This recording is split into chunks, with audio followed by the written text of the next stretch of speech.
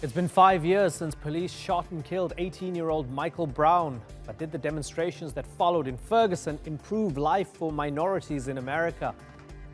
I'm Imran Garda, and today on The Newsmakers, we look at the successes and failures of the movement Black Lives Matter.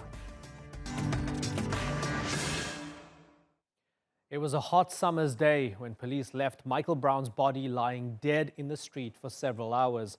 A white officer had shot and killed the unarmed black teenager. Not an unusual scenario in the United States, but the image of Brown's lifeless body dominated the news and social media. The reaction was swift. Demonstrations, peaceful and violent, ensued for a week in the state of Missouri. And as police demanded order, black people called for a revolution. But did it happen? When Michael Brown died, it had already been a year since the Black Lives Matter movement began over the killing of Trayvon Martin, another unarmed black teenager. And while many police are now forced to wear body cams, the number of dead black men and women have continued to rise. For the next half an hour, we'll look at whether black lives in America are any better or safer now than they were when Brown was killed. And we'll begin our debate with this report by Natalie Perhonen.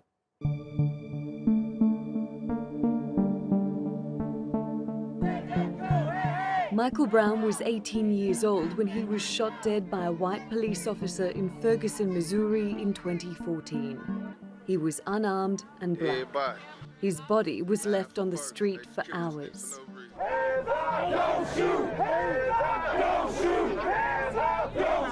Brown's death became a rallying cry for race relations in the US. Protests in Ferguson over his death gained worldwide attention. They also led to a public conversation in the US on police brutality towards African Americans. Michael Brown does not want to be remembered for riots. He wants to be remembered as the one that made America deal with how we gonna police in the United States. The Black Lives Matter movement had started before Brown's death, but Ferguson became a pivotal moment for it. The phrase Black Lives Matter quickly became a part of the national conversation on racism. The movement is made up of groups and individuals with different agendas. One common thread linking them is raising awareness of racism in policing and advocating for a change in policing tactics. Racial bias training and the use of body cameras on officers have become more common, but there is no single policing model used in every state. The movement itself can't stop the deaths of African Americans at the hands of police. But it can be used to amplify calls for justice. Eric Garner died in 2014 during an arrest after a white officer put him in a chokehold. The officer still works for the New York Police Department. This should have been taken care of years ago. This should have been taken care under the Obama's administration. Then we would have had a fairer playing ground. But today, what are we faced with? We're still faced with people who don't care about our lives. 5 years! In the 5 years since Black Lives Matter became a household name, there's been a distinct shift in the national dialogue around race. The issue of racism in policing doesn't appear to have the same urgency it once did, but there are frequent reminders of it. This month, mounted police in Texas led Donald Neely, a man suspected of criminal trespass, by a rope. It was an approved policing method. We have stopped the practice immediately and will be looking for more appropriate methods. It's not that policy, it's the judgment of an officer or officers who don't understand the racial insensitivity of such a tactic. A sign that 5 years after Michael Brown's death, there's still a critical need for Black Lives Matter. Natalie Perhonen, The Newsmakers. Well, to discuss this, we're joined from Oakland, California by a Black Lives Matter leader, Melina Abdullah. In New York is Zeli Imani, co-founder of the Black Liberation Collective. And in Boston is conservative political commentator Benji Irby. I thank you all for joining us here on The Newsmakers. Zeli Imani, let me start with you. When we look at the names, Michael Brown, Freddie Gray, Trayvon Martin, Tamir Rice, Eric Garner, and so on, their names on a timeline that almost becomes a sort of mythological history when we look at something fundamentally troubling that's happening in the culture within the United States. But 5 years on after Michael Brown's death, 6 years since the founding of Black Lives Matter, has there been any real change? Well, first, white supremacy isn't a fringe movement. It's here, it's always been here. It existed before Mike Brown, before Eric Garner, before Tamir Rice. Part of the work of the Black Lives Matter movement has been able to name that white supremacy because it exists in our policies, our practices, and our institutions, and be able to work against it. So we have many successes in regards to having those larger conversations. We've seen some states and cities pass legislations and have conversations about body cameras, inherent bias training, and so on and so forth. But unfortunately, because we are confronting a massive system, we have begun a lot of pushback from the same white supremacist institutions. Melina Abdullah, Black Lives Matter, has it been a failure or a success or something in between over the past 6 years? I think that those models of failure and success really kind of don't capture what movement is, right? So there's successes and there's challenges. I think when we think about the birth of the Black Lives Matter movement as being on a continuum of Black freedom struggle, it's absolutely an honoring of those who've walked before us. I think that 6 years ago, when we decided to stand up, when we said we're going to build a movement, not a moment, that's absolutely, if we want to call it a success, we can call it a success, but I think we can also call it a much larger victory.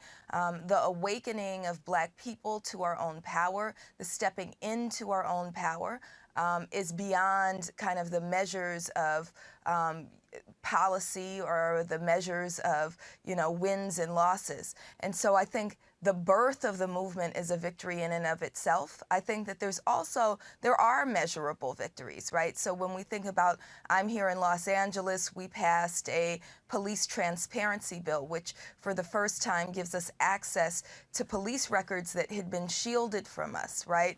We got 5 officers who murdered Keisha Michael and Marquinton Sandlin fired. We got the police chief fired, right? We got, there's lots of different victories happening, and we're still moving. So we're looking back and also moving forward. Right. Benji Irby, 5, 6 years ago, you'd be hard-pressed to find anyone beyond Black Lives Matter activists saying things like white supremacy, or maybe some people on university campuses. But now we're seeing even the president, Donald Trump, name white supremacy as a problem after a massacre. We're seeing Ted Cruz name it. With that in mind, are the previous 2 speakers right that there's been a success, that the discourse has been changed, and that the movement has legitimacy? Well, I think that there's definitely a lot of the idea of Black Lives Matter is very noble, and I think that there are definitely some things that have come along to push the conversation forward. But my only issue with it is just some of the ways in which the protests are, and some of the ways in which they go about the rhetoric. Some of the rhetoric that they have is a little bit problematic, but I do think that it's ultimately a good thing. I think it ultimately has a noble goal. I just feel as though instead of trying to go against this ubiquitous term of white supremacy, let's work further with the CBC and try to get a law that just has police with cameras for everyone, everywhere. Even what happened with in South Bend, Indiana, we find that the young man that was killed, the policeman didn't have his camera on, which is crazy to me. So I don't think that Black Lives Matter, even as a Republican, as a conservative, necessarily a bad thing. It's just some of the rhetoric sometimes and some of the protests that can cause people to get arrested, I don't think are helpful. Okay, so give me an example of something that you don't like.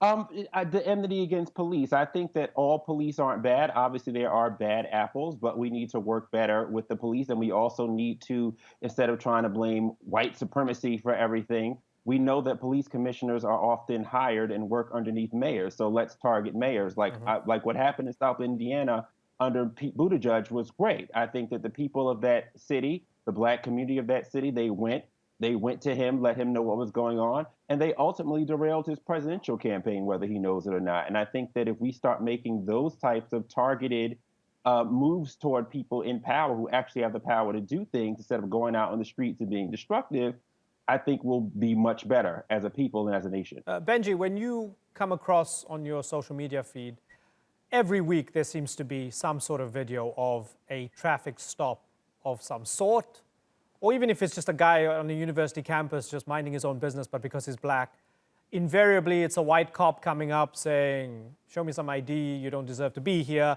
And we always almost reach that point where the cop is almost a split second away from pulling the trigger just because the person's black, right? When you see that stuff, don't you feel angered as well? Well, I think there are definitely times where, there are cops who do things wrong. Obviously, there are a lot of bad apples. But then there also are situations where even if we look at a lot of these, big cases, there are places in which we looked at everybody wasn't exactly innocent in the whole thing. So we have to start looking at things individually. Obviously, in the case of Eric Garner, I mean, that was just ridiculous. But even looking at the fact that happened in New York City under de Blasio, and de Blasio gets reelected, and there are a lot of people who support Black Lives Matter who voted for this man. I don't really understand how that works. I feel like if we're going to protest, if we're going to say these things are bad, then we need to start targeting political power and stop voting in the same people who allow these atrocities to happen underneath them, these mayors and such. You could even take, for example, what happened in Baltimore. Same thing, Democrat mayor. Why are these people continuing to get reelected and continuing to get Black people's support? Okay, interesting points there. So Melina Abdullah, when we look closely in a more granular way at some of the individual cases, for example, I've heard the argument where people say, well, with Freddie Gray's killing, the cops were predominantly Black and Hispanic, as far as I understand, and everybody in a position of power in the city was Black and Democrat. So it's too easy to say this is white supremacy and a problem with the Republicans. It's probably a little bit more deep and a little bit more complex. Do you accept that? So it's absolutely white supremacy, no matter who the actors are. So it's really important. I would push back very vigorously against the point that was being made about police having some bad apples, right? And the example that you're giving actually points to how white supremacy actually works. And so this is actually what I study. I'm a professor of Pan-African Studies who studies white supremacy, right? And so we need to understand that white supremacy has always searched for what we call proxies, right? And so white supremacy doesn't always just come through the form of white skin. They often put in actors who move forward a system that is inherently white supremacist. And so when we think about policing in this country, and this is beyond debate, right? We know that policing in this country evolved from slave catching, right? We know that policing in this country was intentionally designed to produce these outcomes. Just read Kelly Lytle Hernandez, read Manning Marable, read anyone who writes on the role of white supremacy in systems. Hey, we could read Black Power by Kwame Ture and Charles Hamilton, and we understand how systems work. So it's important that even as we look at individual cases, we understand the role of systems. I also want to speak back to this idea that disruption, that protest is inappropriate. Killing Black people is inappropriate. Killing Black people is what we have to think about. We have to think about how these systems descend on the lives of Black people. Yesterday, I was with several families of those who've been killed here in Los Angeles. Ryan Twyman, a 24-year-old Black young father of 3, was murdered by LA County sheriffs on a day when LA County sheriffs murdered 3 people and LAPD added 1. So 4 people killed in Los Angeles alone in a single day, right?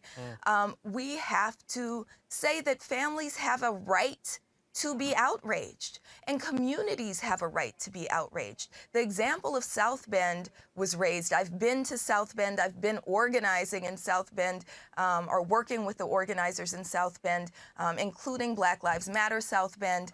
I don't know if your guest knows, but On Saturday, they just staged a massive 24-hour encampment in front of City Hall because they haven't gotten everything that they need.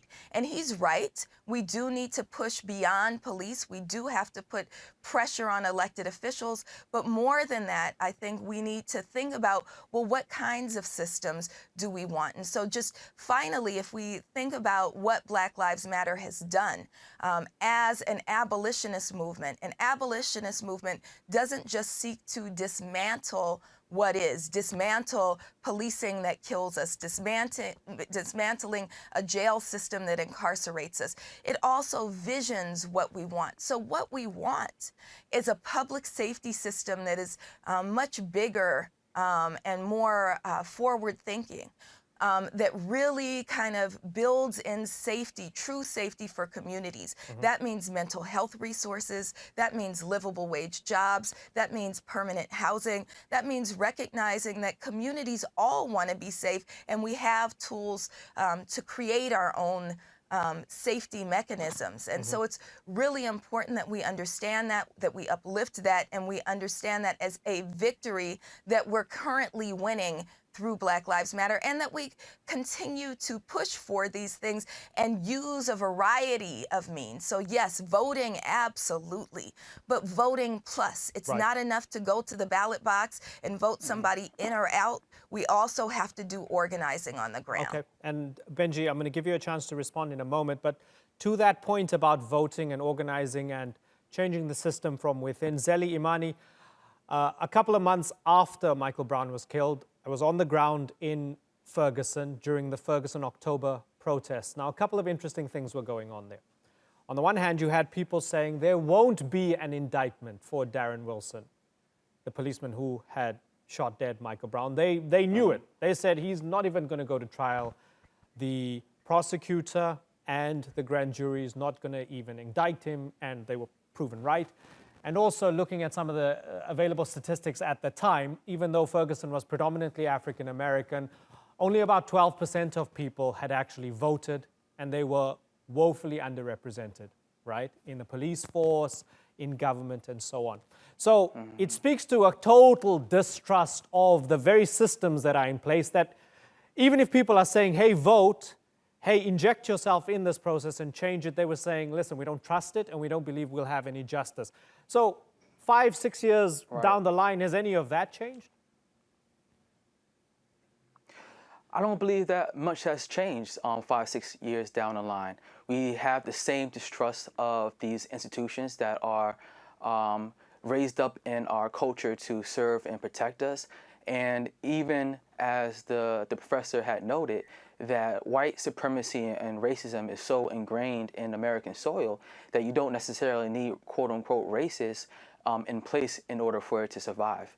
That means you can have a school board full of black and brown people, and still the school board or school district does a disservice to black and brown children.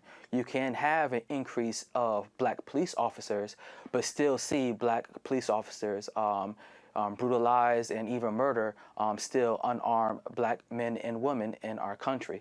So we see that the fact that it's not necessarily about who we put into these systems, is that the system itself is failing us. And what the sister was saying is that we need to not just focus necessarily on changing it or giving it a cosmetic change. We need to dismantle these systems, disrupt these systems, and envision what a new society will look like. Envision what a new, healthier institutions will look like that can provide safety, provide care, and provide quality living for all people, especially black and brown people in this country. Benji, do you believe that the system is as broken as has been described by Melina and Zeli?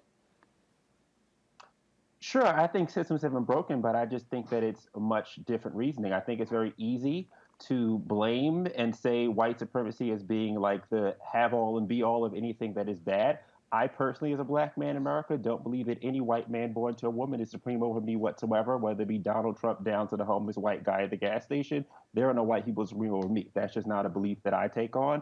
But I do think that as black people in our neighborhoods, we've definitely been failed by our leadership, and that we have a whole congressional black caucus, which is the largest and most powerful ethnic caucus in Congress, and yet we're having these things happen, yet we're not having the right laws put in. I think that a lot of us on the regular person side, on the activist person side, we need to start running for Congress ourselves, start running for senators ourselves and replacing these people, Right. because I think that a lot of our quote unquote black leadership are relative to the civil rights movement. All they know is let's march, let's protest, let's do this, let's do that. It's 2019. I mean, we're out here Right. cloning sheep. We Okay. have all these technological advances that are going on. I'm not understanding why we're not at the table, why we're not in government, all these people that we put in government to make laws and changes. Number one being, why after all this time are body cameras not the Right. law of the land, period? Like, I don't understand. Like, to me, that's a total failure of, this big movement against the police. That's the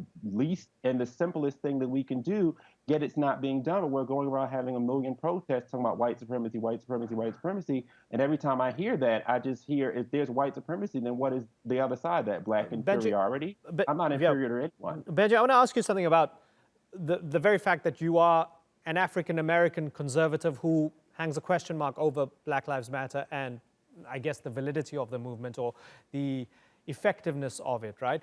We've seen other African-Americans who are prominent, maybe not card-carrying Republicans, but who are prominent critics of Black Lives Matter, such as Sheriff Clark of Milwaukee. Now, he gets the platform on Fox News, he comes on, the Fox News audience sees, here's a black man, and he says, you know what, Black Lives Matter is a hoax, those are Marxists, they're idiots, they don't know what they're doing, they're complete imbeciles. As an African-American... Yeah, I don't think that. I think the point I'm getting at is, do you think it's helpful when they tend to give a platform to African-American critics of Black Lives Matter, which then suggests to the audience that nothing really needs to change because, hey, we've got an African-American telling us so? But I don't think he's ever said that, it's never going to change and the whole thing is stupid. I personally don't think that. I think that, I know I'm a New Yorker, so I'm in Boston right now, but I'm from New York. So I know a lot of people that are involved in Black Lives Matter. I know a lot of Democrats. I just feel like as a Republican, as a conservative, we want the same thing, but it's just, the biggest thing is just our approach to getting it. But I think that there's definitely a happy middle in there somewhere. And also there's a way of you do things your way, I do things my way, but we both want the same goal. I'm also, a young black man. I'm 36 years old. I definitely don't want to be targeted by the police. I've had issues with police in the past. I've handled them a lot differently, in that there was not a violent situation or anything like that. But I do think that there is a part of us that needs to be able to move and pull in the levers of government and work this system just like every other ethnic group does. Right. Okay, talking about working the system, Melina Abdullah, the man at the very top of the system, does he make a difference? Absolutely. What he's done is really rip the mask off of white supremacy, give them complete permission. The white supremacy that I think, as Zelly rightly noted, has always undergirded the foundations of this country, right? So this country was founded on white supremacy, right? The white supremacist notion of manifest destiny, the white supremacist practice of chattel slavery, right? So this country was founded on white supremacy. So we need to be very clear that white supremacy is bigger than Donald Trump.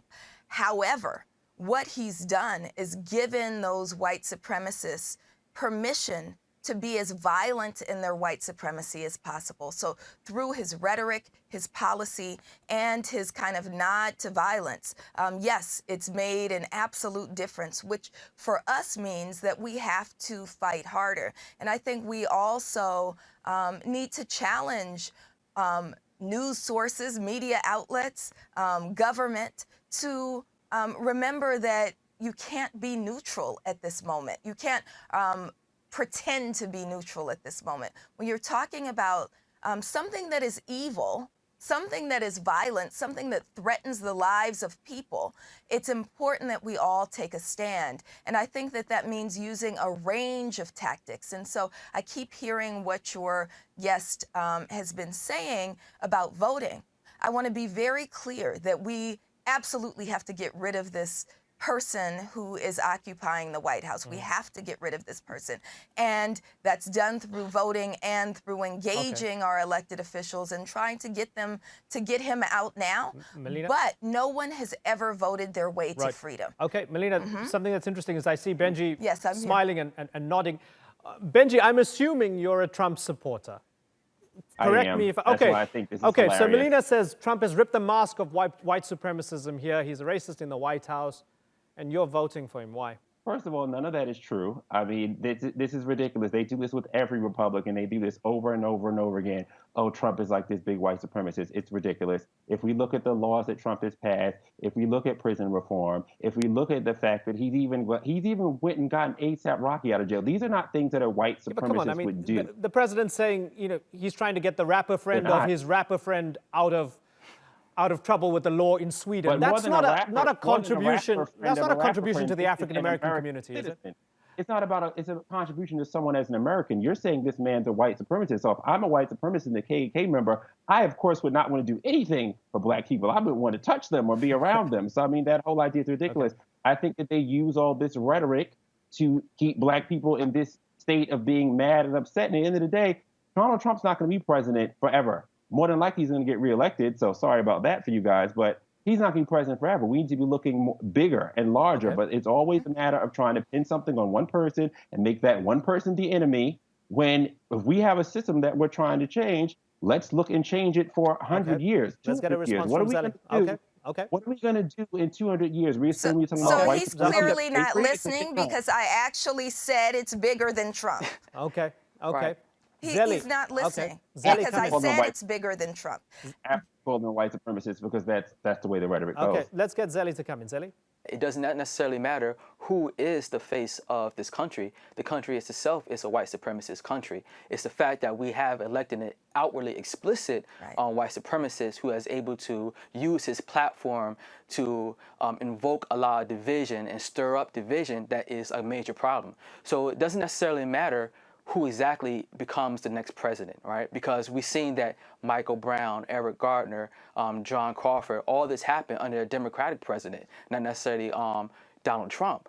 But white supremacy Democratic and a black is president. able to function. Yeah, a Democratic and a black president. And a black president. Zelly, something interesting. I remember Dr. Cornel West was criticized at the time of Ferguson happening for suggesting that Barack Obama was making no structural changes, and he was, in a way, he was disappointed by Obama because he felt Obama was just a figurehead. Is that now a more mainstream view that Obama didn't do enough for African Americans during his 8 years in office? I'm not sure if it's necessarily a mainstream view. You still have lots of people in the public who still uphold Barack Obama and still admire his work. But a lot of us who is on the ground, a lot of poor people, a lot of poor black and brown people have been really dissatisfied about not just Barack Obama, but even their local leadership. We've seen many times we elect, black and brown leadership, and we still don't see anything happen materially that benefit our communities.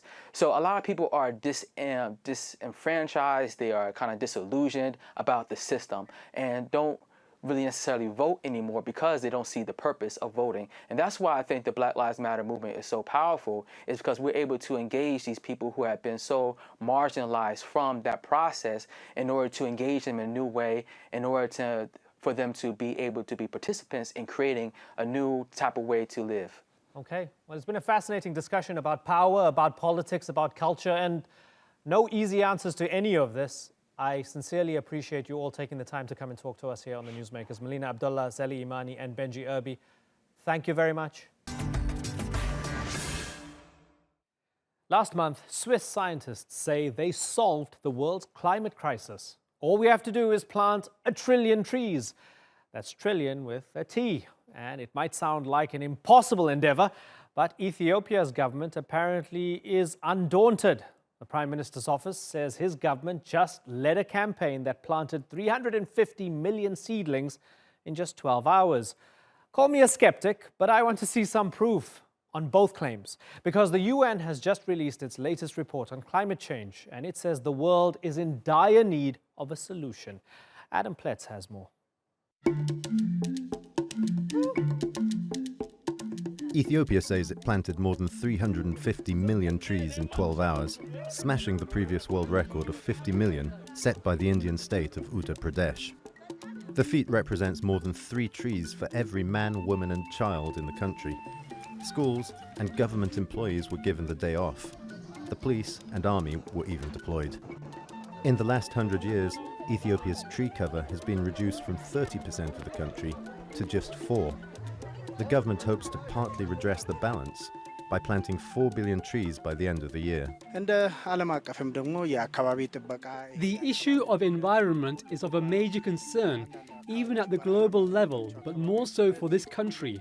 Most of the problems and famine we see in this country could be linked to the lack of protection for our environment. Globally, since the start of human civilization, the number of trees is believed to have halved, from 6 to 3 trillion. A recent report from Swiss scientists says planting 1 trillion trees would absorb 2/3 of all the carbon produced since the start of the Industrial Revolution. They say trees are also cheaper and more effective in removing emissions from the atmosphere than alternative solutions. But at the moment, deforestation leads to a net loss of 10 billion trees every year. The Brazilian rainforest in particular is shrinking under the leadership of President Jair Bolsonaro.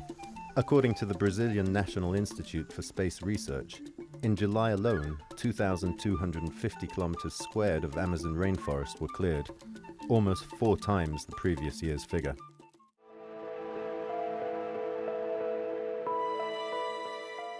The world's running out of time. In July, global average temperatures were 1.2 degrees Celsius above pre-industrial levels. That's dangerously close to the 1.5 degree threshold that scientists say will trigger a global climate disaster. And the causes are many. On Thursday, the UN's Intergovernmental Panel on Climate Change released a report on land use and its impact on global heating. In the past decades, humanity has extended and intensified its use of land, as well as its use of drinking water. In certain cases, this has led to an end of biodiversity and ecosystem services. The report draws this worrying but unsurprising conclusion: the current use of land is not sustainable.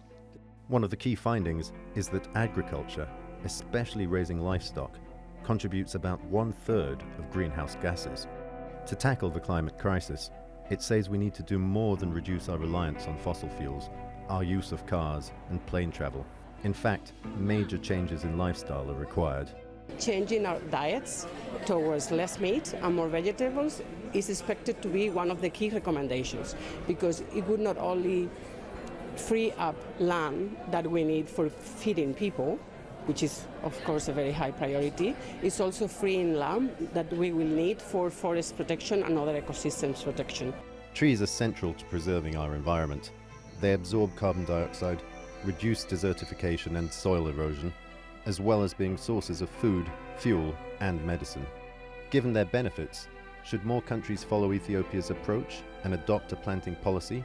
And if so, is planting 1 trillion trees possible? Adam Pletz, The Newsmakers. Well, let's begin our debate by going straight to the Ethiopian capital, where we're joined by Yared Abera. He's the co-executive director of the Youth Negotiation on Climate Change Convention that was held in Addis Ababa. He was also Ethiopia's youth representative in the UN's COP23 and COP24 climate talks. In Rome, we have Marcelo Rezende. He's a land monitoring specialist at the UN's Food and Agriculture Organization. He's also the co-author of the study, The Global Tree Restoration Potential. And in Annecy, France, is environmental scientist Alexandra Jellicoe. She's the founder of Monkey Wrench, a blog covering environmental culture. Good to have you all on the Newsmakers. Yared, we read the headlines and it seemed extraordinary. Ethiopia seems to have done something quite miraculous here and very commendable. I'm sorry to sound a little bit skeptical. How can we be absolutely sure that Ethiopia planted 350 million trees in 12 hours? It's an unbelievable phenomenon manifested. Definitely we planted, and also the Ministry of Innovation and Technology monitored the counting of the plantation, and we made a history in a single day, like planting 353 trees in a single day. Yeah, 350 million trees in 12 hours. Now, and there's more to come according to Abiy Ahmed. Marcelo Rezende, all things considered, has Ethiopia done something that many countries should be doing? Oh, definitely. I mean, with the urgency that we have to fight climate change, we do need to tackle all of our options. And as the paper says, planting trees is a big one of those options. And definitely other countries should be following Ethiopia's lead on this. Right. Alexandra, big picture, if we plant billions of trees, but we continue to burn fossil fuels at the rate that we're currently burning them, would it make much of a difference? Oh, gosh. I think there's some debate about the percentages of carbon sequestration of huge forest planting schemes. And I think it's about 25% that we could possibly, if we reforest huge tranches of the planet. My concern is that we really need to be divesting of fossil fuels at an extremely high rate because we don't know the sustainability of these trees. We don't know if these plantations are going to survive. We don't know at the moment how the countries are planting the trees. I know that India had a huge planting exercise in 2017 and only 2% of those trees have survived, only 2% of the saplings. Right. So right. That's an interesting point. So I wonder, let me ask Jared, did the Ethiopians keep in mind that in beating the Indians to the record or in surpassing the Indian record, did they keep in mind that only a small percentage of the Indian trees actually survived and that there might need to be mechanisms to ensure that these seeds become proper trees? Yes, the intention is not just simply to pass the world record, but it's not about just planting the trees. It's also growing the trees. You know, the initiative was initiated by the Prime Minister, Dr. Abiy Ahmed. He just showed us by bowing down to the nature and teach us how to plant the trees. And also, it's not about just an event. I would like to make a point here that it's not an event. It's a process. You know, it's a reforestation process. And also, we already had a climate resilient green economy strategy that Ethiopia were putting for the climate to fight the climate change. So this is one of the pillars that Ethiopia made to address this program, this initiative. What makes this amazing is the Prime Minister took the initiative and, as I told you, he just bowed down to nature and showed us to mobilize the bigger public, bigger public. That makes it amazing. And we've been looking at some very beautiful drone footage of the plan in action. Gorgeous green images, and I understand it came from the organization as well, and we thank you for that. It's been fascinating looking at all of that. Marcelo, is the view of this holistically, okay, this is just going to mitigate climate change for now, but this is one portion of a bigger project. Is that it? Exactly. I mean, I really like hearing that it's not only about planting the trees, it's also about growing the trees. So the tending for those trees is very important because this is just one side of the problem, right? As mentioned well, we also have to cut our emissions. So if we don't cut our fossil fuel emissions, the planting of the trees might not be enough. We also have to transition to renewables, which is something that we've been doing slowly, but we could be so much better at it. Something that we should also pay attention after planting those trees or in choosing those trees is suitability for those areas, because we want to tap into all of these ecosystem services that trees could provide. And this should be looked into. I mean, choosing the right species could benefit a lot rural populations in the area. But as I said before, it's just like we have to tackle the problem from multi areas. This is a cross-sectoral problem. It's not only land use, but it's also a technological problem that we have to invest on. Yeah. Alexandra, in a nutshell, just how much do we actually need trees? Because I think a lot of people have gotten to the point where people got to the point where they could understand, well, you know, perhaps we're creating this greenhouse effect and we have rising sea levels and the polar ice caps are melting. They just kind of got their heads around that, but maybe they forgot the fundamentals that we're also, with deforestation and chopping trees and so on, we're losing the lungs of the earth. How much do we actually need these trees? Well, I think trees are absolutely fundamental to, one is for biodiversity. I mean, we're facing a huge biodiversity crisis. So the fact that we can solve the climate crisis by planting, forests, multi-species forests, not monoculture forests, which has been going on. If we can tackle the climate crisis by improving biodiversity, then that can only be a really astonishingly wonderful thing. So I find Ethiopia's progress with this really remarkable. I mean, they really have made great progress. They've signed the Climate Resilient Green Economy. They're trying to make progress with that. They're planting lots of trees, and they're showing real leadership in this sector, which is exciting. I think a lot of countries could learn from their example. Yeah, as you say that, Alexandra, is the message to wealthier countries, and perhaps I can use the term Western countries as well, that if Ethiopia, with a lot of bigger problems than you have, can do this and can embark on this green initiative without saying, hey, we have other priorities.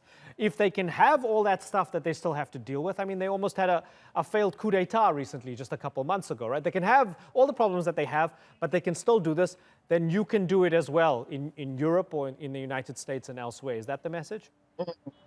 Well, I think our challenge in Europe and the United States is that structurally we are very dependent on fossil fuels, and the complexity of moving away from fossil fuels in terms of our transport sector, in terms of our energy sector, in terms of how we supply our food is very complicated. But it's something that we need to really start tackling right now and as quickly as possible. All the technology is available. It just requires the will to start making those changes.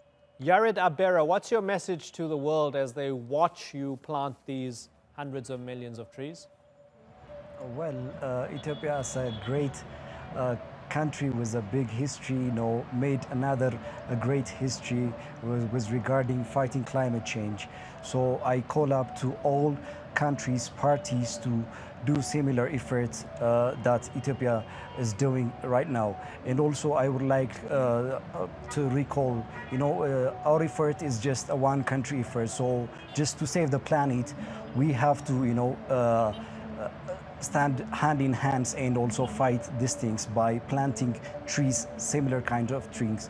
For example, if we have seen the IPCC report in October, they mentioned the world needs 1 trillion trees by 2050s. So to achieve that, Ethiopia just started and took the initiative by being pioneer in planting 4 billion trees on this summer in just 3 months. So I call up to all countries to do similar efforts and to fight the climate change. Okay, and I'm glad that Yared mentioned the IPCC. Let's have a little listen to them and broaden out the debate after that. Have a listen. 25 to 30% of food produced is lost or wasted, and reducing food loss and waste can reduce pressure on land, improve food security, and reduce greenhouse gas emissions. At the same time, a move to more balanced diets could help us adapt to and limit climate change. So Marcelo, people see the IPCC report come out. It says global warming and land interact in a vicious cycle. So many bad things are happening at the same time, and things are going to get really, really bad. And right at the very end of that statement, we heard from the IPCC saying that we might have to change our diets. So the average person watching this is going, what the hell must I do? How on earth do I live? On the one hand, you're telling me, hey, don't drive your car. On the other hand, it's saying maybe go vegan. Is it a little bamboozling for the ordinary person to try and figure out just how they can make a difference in saving us from catastrophe? It really depends on the person, right? So if you can address some of those problems, like reducing the amount of meat consumption or reducing the amount of time that you use your air conditioning, so all of those things, they could contribute to the bigger goal of fight climate change. Of course, if we all did this, we would have a bigger impact. But we also have to hold corporations accountable, because this is not only in the hands of the consumers, this is also in the hands of the producers. The message on the food waste is also an interesting number, because a big part of this food waste is done in storage and transportation. So it's not really at the consumption level. It's outside of the consumer's hands, the control against this food waste. So what's in our hands, we should do everything we can to reduce this carbon footprint that we have, but at the same time we should fight and press for different bigger organizations, bigger corporations to also do their part, and also contact our politicians and put pressure on them to pass legislations that could make the carbon something more valuable, so we can put bigger weight on it, so we can see the importance and the effects that we have when we disregard it. Alexandra Jellicoe, the IPCC report, yet again, stark warning, and I have no solid reason to doubt the veracity of the report or the sincerity of the alarmism, right? In answering the question, where do you begin? Where does one start? How do you actually begin to tackle this crisis? Your answer is what? For me, I think at an individual level, the most important thing is that you start taking an interest in the environment. I mean, in the UK, I think environmental matters in the media have had historically a very, very low priority.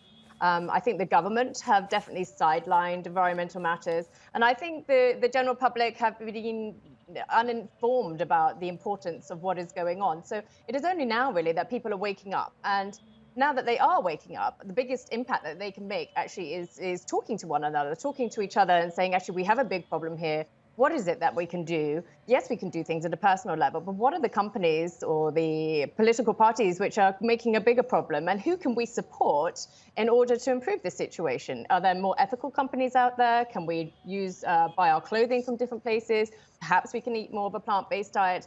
But which of our politicians are really going to take this problem seriously and lead us out of this problem? And looking at the power dynamics here and the influence, so I can say, well, okay, I went vegan, I planted 100 trees, I stopped driving my car, and I stopped using air conditioning, but then the United States pulled out of the Paris Climate Accord, and that's where the true difference is made. So what can I do? That's much bigger than me. Well, I think the UK can show significant leadership with that. I think we use a lot of foreign aid is still being invested in fossil fuel economies, and we could change that. We could change the way that we are living within the UK and our politics in the UK. And I think by showing leadership, other countries want to follow. And I think at this point in the world and in our lives, we need great imagination. And anybody who is sharing that sort of imagination is creating a roadmap for others to follow. We can't do anything about the United States. It's a big shame that the United States have done that. But eventually, they were going to have to take the problem seriously. So they might be following us. So Marcelo, is what Ethiopia has done a first sign of creating new realities and using their imagination to lead others along the way?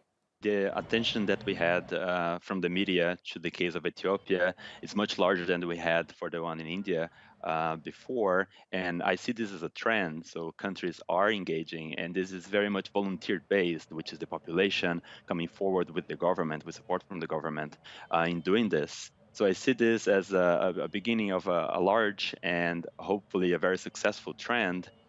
We just wish that this is done in a forest evidence-based way, so people choose the right species, the right locations. Yeah, we just want it to be done right. Right. It's interesting. Marcelo, would countries only really take this seriously once their biggest and best experts start to tell them that this environmental stuff is going to threaten your food and political security just around the corner, so you need to do something about it? Yeah, definitely. As Alexandra said, people are being more aware of environmental impacts recently, and definitely we see a correlation of good environmental practices with success and sustainability in private corporations as well. So people see the advantages of protecting the environment, of having sustainable practices in agriculture and other land uses as well. And this is a way that investors could push, so they can see that if a country doesn't have a sustainable plan for the future, their money is in trouble. So Right. it is definitely a way for bargaining and like to make sure that countries engage in this type of work. Yeah. Yared Abera, if Prime Minister Abiy Ahmed and people such as yourself get their way over the next few years and are able to enact the environmental policies that you would like to see in Ethiopia, what kind of Ethiopia are we going to see in the next few years? Well, I'm very optimistic. You know, we just started this beautification, greening Ethiopia initiative. This is one of an amazing initiative made by the Prime Minister. I am hoping that this initiative will jumpstart Ethiopian economy and also just will green up and beautify the Ethiopia. So I am hoping a very optimistic and more environmentally friendly Ethiopias in the next few years, in near future. And also we have to consider that just to add points on early questions, what happened here is, you know, the top-down approach. You know, the Prime Minister showed us how to plant and watch something grow. So similar kinds of efforts should have to be made by international corporations, countries at the global level. Unless we have to make this kinds of approach, you know, it's difficult only just to address from at the individual level. So we have to take good lessons or examples from Ethiopia regarding this as well. And I am very optimistic that Ethiopia will be in a good manner or in a good way with all aspects of the current dynamics. Okay, well, it's been good to get a medley of views on this and lovely to talk to all of you. Yared Abera, Marcelo Rezende and Alexandra Jellicoe. I thank you all for joining us on the Newsmakers. That's all for this edition of the Newsmakers with me, Imran Garda. Check out more of our stories on YouTube, Facebook and Twitter. Remember to like, follow and subscribe. Until next time, thank you for watching. Bye-bye.